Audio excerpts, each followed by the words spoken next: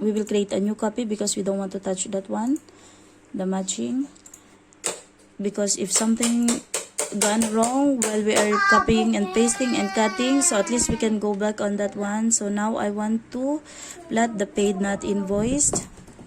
Again, here the count is 61. So date, copy, go in this one, paid not invoiced, the date, LTS values. I want to put it in values only. So see, there still have extra rows here, we can remove. Okay, so we need application number. Application number is this one, copy down, LTS values to paste, receipt voucher, copy down, LTS values, TC, what is the revenue, what is the commission. Okay, so from here you see,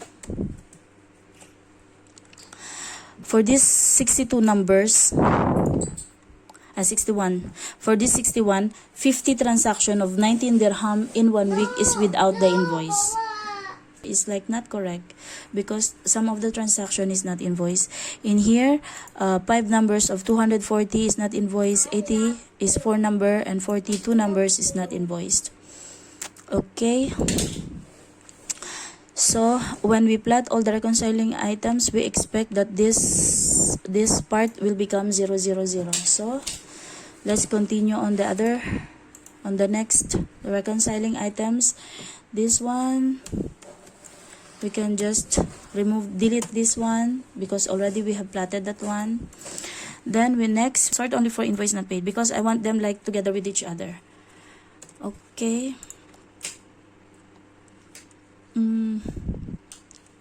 Down. Tariq, this one is a date. So what is the date? Copy. We did not check if there is enough space. There's enough space. Akud, what is this? Akud up. This coding. This one is, I think, this one is this one. Okay. And then the user. And then the rates. Here. Values. Did I base as values? LTS values. Okay. It's not accepting. Why? Okay. Then go back here. Why it's not coming? Same. Copy. Because there is a column in between, right? Okay, so we will pick up one by one. Mama? Yeah. Mama? Later. Mama, Then, work. Yeah, Mama have work. Right. Good. Alhamdulillah. Ibrahim understand. MashaAllah. Okay. And then here, the rates. Mom? Yeah.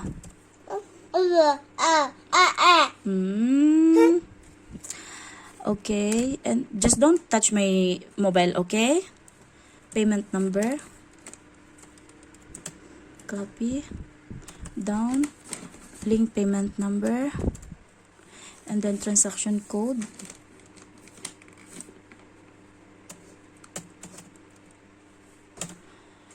Link transaction code and a code. I think this one is the transaction code.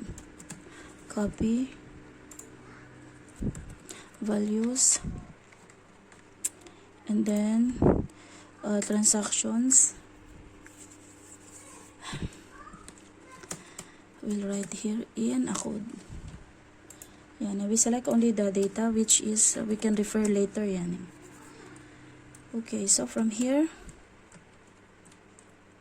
see our reconciling items coming to near to reality or what. Okay, so we plot that one already. I'm not putting here the description here because it's invoice not paid description only also. Okay, that's why I want them to be together, so I can just keep that blank because too much in the eyes. Delete. If you're doing the recon, then you can understand your working sheet, right? So here duplicate. Okay, I will write here duplicate and triplicate. Okay, duplicate. I just want to make sure only that this one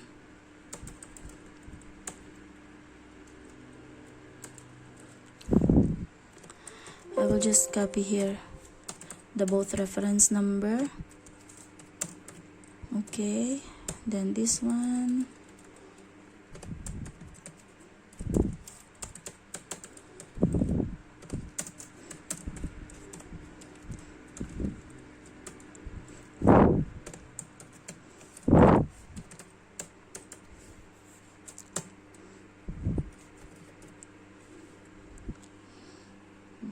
Touch up in the camera. So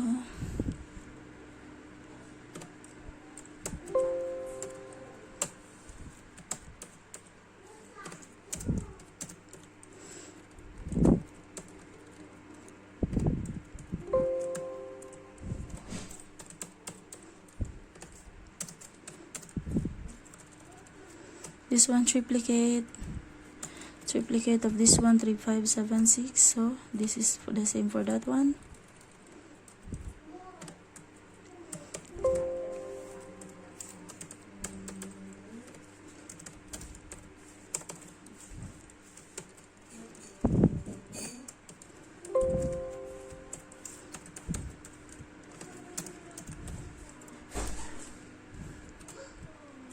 So this is duplicate.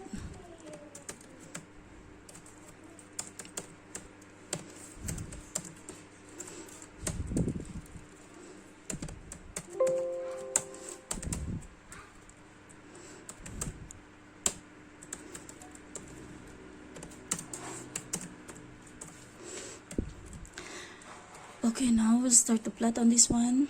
We'll start with the date. We have 22 counts, so let's just check if we have. This is invoice not paid. 22 counts means 184 to 200. We have enough space. Okay.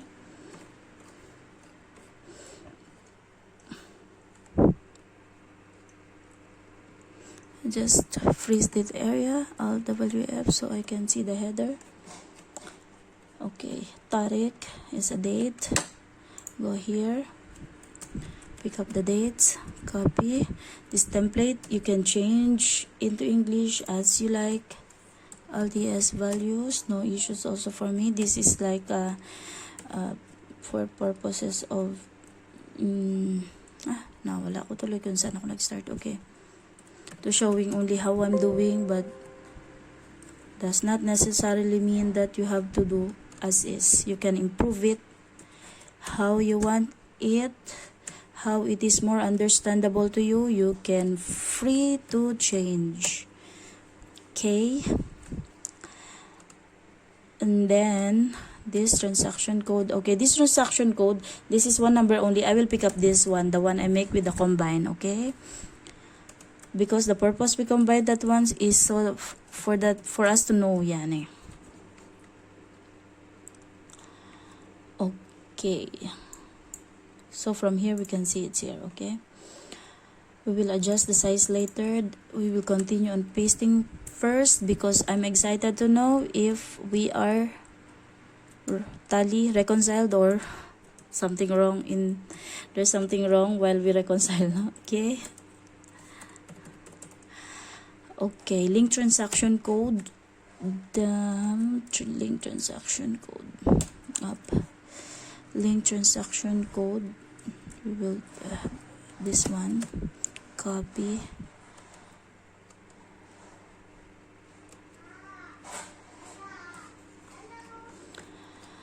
I remember that we are in 184.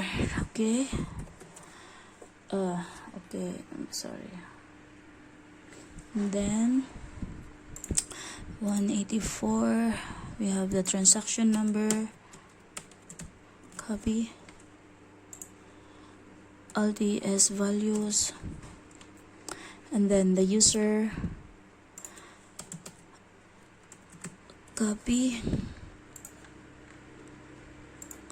alt es values, and then the rates, copy down, alt es values. Okay, so and sorry, alt es values. So now we can delete, inshallah. Okay, we will delete also the okay.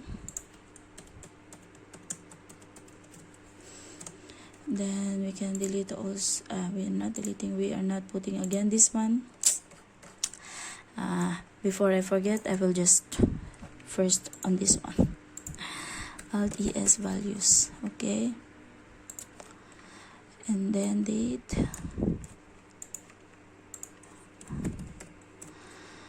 and then this one,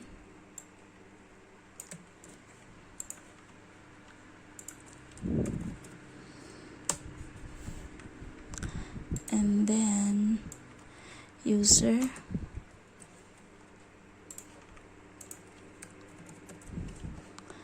and then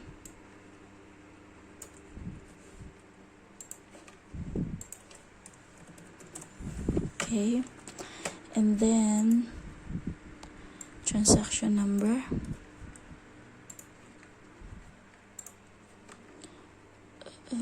dito yan sa ako dan transaction number, and then payment reference number, all the number we want to show here in the report, because later we want to sell them. They are not the one who's putting the proper reference, so how we will find the payment? We cannot guess, because there are cases sometimes when I show them this one, when I give them the reconciling items, because if we deduct, no, they will ask for what this one. When I give it like this, and then they are one that asking me, but why no reference number? They are the one who is making the invoice. They must know. They did not put it properly. Then, so now only the rate discrepancy is our balance. Okay. So this extra row,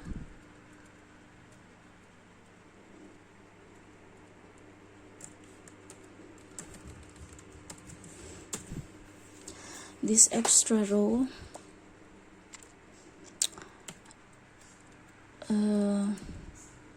I just remove. Okay, so from here we can see here 80 count, we want to reduce 49, 160 is 1.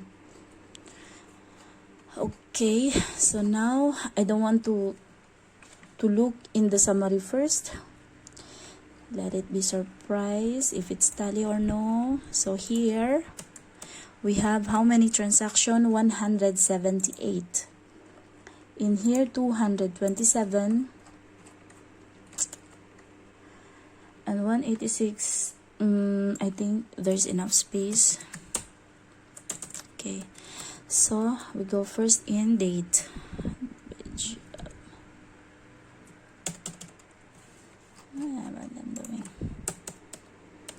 Okay, control up, we will put the date, copy, LDS values, we will just double check if we not exceed. Okay, so that is fine. No, so this extra row we can delete. We remove the extra row, and then al-aqud. What's next? This one, copy,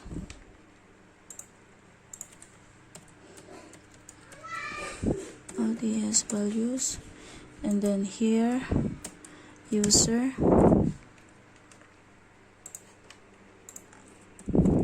values. We reach at the end or what? Yeah. Tashil amount, copy,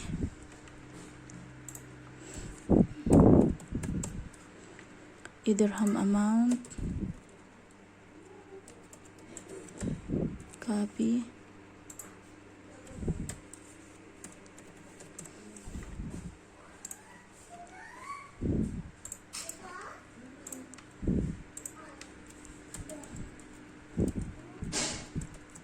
Transaction number.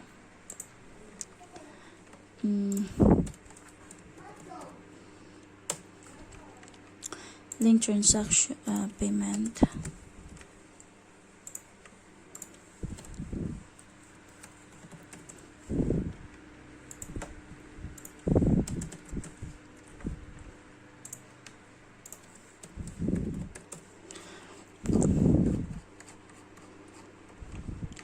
Okay, so I'm done.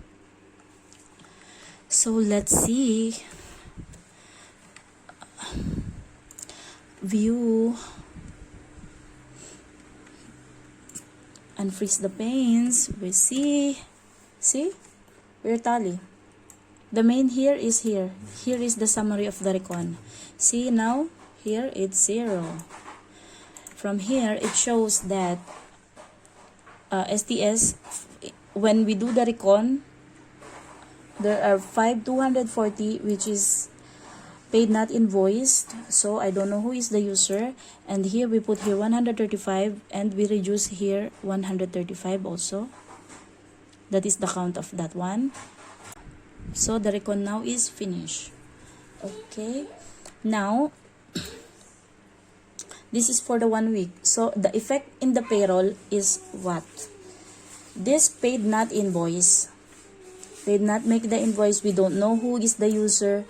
Anyway, the one who we want to pay here only is this 5, 9, 11 transaction.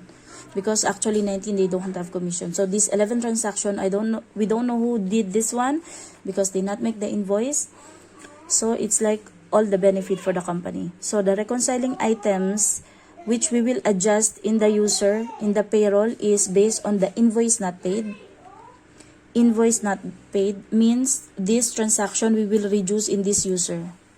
Okay, because she make an invoice and we did not see the payment. Okay, even for the case of duplicate and triplicate, even for the case of part of 240, we will reduce it to them. Because in here, in the rate discrepancy, in the task here, like 80, 135, we remove it from 80 and we want to put it, see, from 80, we put it in 240. Okay, so that's how we are doing it. This is the weekly reconciliation. So you have to do it weekly and you have to summarize it by the month. And summarize means you will combine the reconciling items. And then after you combine the you combine all the reconciling item. After you combine the reconciling item, again you have to split the reconciling item per user. Because per user you want to attach it in per lady transaction to show that how many transactions they make in the period. Second attachment is how much you have reduced to them and what are the details. So that one. Finish. See.